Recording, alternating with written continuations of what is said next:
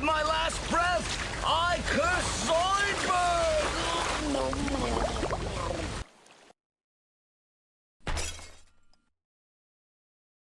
Hey guys, I Saw Bear here, and today I'll be talking about the update 0.5 for the game Foxhole.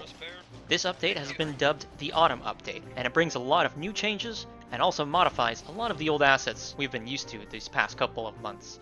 Starting with the Halftracks. There are now Colonial and Warden variants of the Halftrack, but it's not just a skin change that comes to the Halftracks, there's functional changes as well. So as with before, the Halftracks come with a driver's seat and a passenger seat. The gunner seat has been changed, however. Instead of being a locked position, it is now an open seat, much like the troop area in the landing APCs. You have to vault up onto the turret platform and then access the turret by pressing Q as normal. The new half-track designs do leave a spot open in the back for an additional soldier to pile into. This means the half-tracks can now drive effectively 4 people, maybe 5 if you try to squeeze them on there. The additional passenger in the back can also fire his primary weapon, although this does exclude heavy weapons like HMGs and mortars. And the sides are also vaultable, so if you get caught in a tricky situation, you can bail out very quickly. You can also use these sides for cover, which is kinda useful when everyone will be targeting you. The half-track's cost has changed from 130 refined materials down to 120 basic materials. We've also gotten our Warden counterpart to the landing APC, and this is what it looks like. Functionally, it is identical to the Colonial APC. APCs have also received a slight buff. Their speed over water has been increased by 17%. The landing APC is now available on all maps, not just Farinac Coast and Endless Shore. While we're on the subject of water, there's a new feature for soldiers. The mechanic is called treading water. Essentially, this is limited swimming. Players can now tread water until their stamina drains. And trust me, it drains very quickly. Treading water is only for emergency situations when your APC is hit and you think you might be able to make it to shore, or you accidentally step too far into the water and don't want to instantly die. You won't be crossing rivers by treading water, but you might be able to save yourself and save your team from having to spend one more soldier supply on you. Structures have received a big visual update. Now, structures have visual damage states. In simple terms, this means a structure at 50% health will physically look different than a structure that is at 100% health. This applies to pretty much any defensive structure. Pillboxes, foxholes, walls, gates, barbed wire, anything. And they have multiple visual states depending on how much damage they've taken. This means that attackers will now be able to spot weak points far easier on defensive lines than before. But this also means that defenders will have the advantage of knowing where their weakest point of their defensive structures are, and where to focus their repairs accordingly. Visually, it makes the game look better, and functionally, it actually makes it a lot more tactical. Additionally, all structures are now repairable, and structures can only be upgraded when a hammer is equipped and when the structure is at 100% health.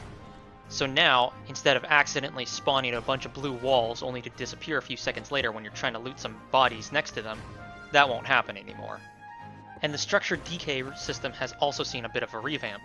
Almost every structure in the game decays over time now, which hopefully reduces the late game structure spam. Decays only begin after a certain amount of time has passed. In this case, it would be 1 real-time day for foxholes. That's 24 hours. Decay is gradual, and you'll only notice this over long periods of time. Foxholes won't disappear overnight. It's even longer than that. And of course, decayed structures can be repaired back to full health. And now, with the visual damage states, we'll actually be able to see which structures have been sitting and decaying for long periods of time. Again, structure decay helps reduce the amount of items on the map.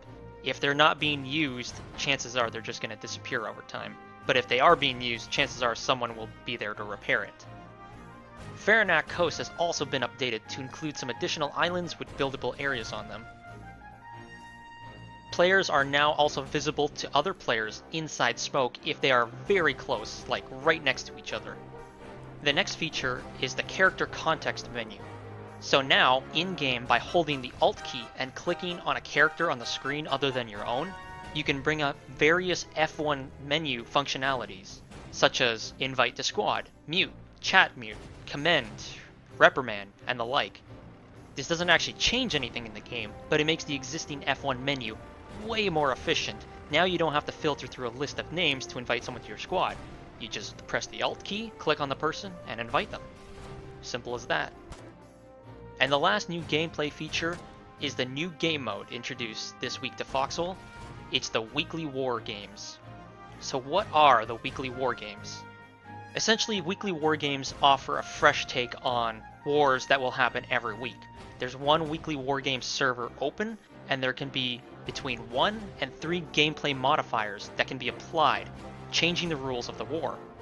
For example, this week's current weekly war games include 3 modifiers: No Man's Land, which means outposts and barracks are unavailable; Explosives, which means sulfur respawn rate is accelerated; and Town Fortress, which means only structures near the town halls will be manned by AI. This is a way for the devs to test out new features without actually implementing them across all servers. Depending on community feedback, some of these features might actually become staples in the game, but others will fall by the wayside. Again, this all depends on community feedback, so if you have the time, maybe try out one of these game modes. Maybe you'll like some of the features, maybe you won't, but be sure to comment and let the devs know what you actually think. The server queues have seen a bit of a revamp as well. Players will no longer get stuck in the queues indefinitely. Queues will no longer build up even though there are many slots available in-game. Wait times have been reduced significantly when there is room on the server. And this change has not been implemented yet, but eventually they will be adding faction-specific queues. You can now scroll through text chat history with the control up/down, and player characters will now play an animation when walking through barbed wire instead of just freezing up or looking like they're becoming incredibly slow.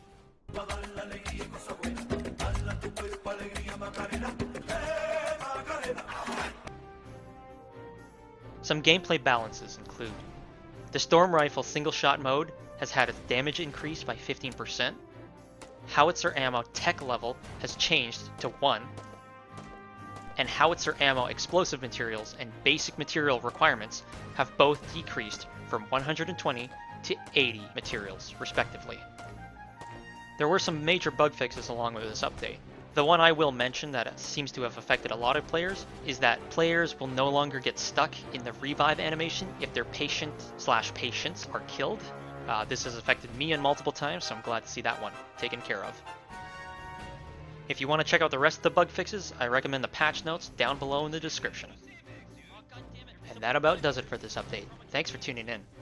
If you guys like what you saw in this video, like and subscribe to stay up to date on all the latest Foxhole updates. And as always, good luck, keep your heads down, and stay in your foxholes. Bear out.